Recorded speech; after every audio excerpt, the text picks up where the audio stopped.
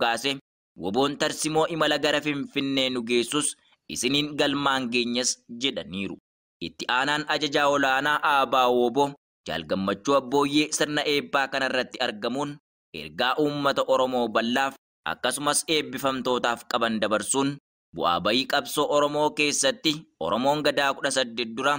waan isaaf hin malletu waan guddina isaatiif hin taanetu isa mudate jedhan. Jaalleellisaa Duulaa ajajaa waraana bilisummaa Oromoo zoonii Kibbaas eebba kanarratti argamuun eebbifamtootaaf akkasumallee hawaasa Oromoo bal'aa biyya keessaaf alaa jiraataniif dhaamsa dhaamaniiru. Abbaan dinagdee zoonii Kibbaa Jaal Biqilaanis eebba kanarratti argamuun moonaan leenjii waraana bilisummaa Oromoo zoonii Kibbaa armaan dura humna lafoo, humna jajjabee akkasumas ogeessota fayyaa oomishaa kan ture ta'uu fi ammallee itti fufuun ilmaan Oromoo roorroon uffee sabaaf of wareeguuf baate simatee leenjisuuf qophii akka ta'e dubbataniiru. Sirna ho'aa fi hawwataa ta'een kan geggeeffame eebbi marsaa xumura imala gara Finfinnee kun bakka hawaasni bal'aa argametti bifa ho'aa ta'een raawwatee jira. Guutuu qophii eebba kanaa sagantaa biroon qabannee isiniif dhiyaanna.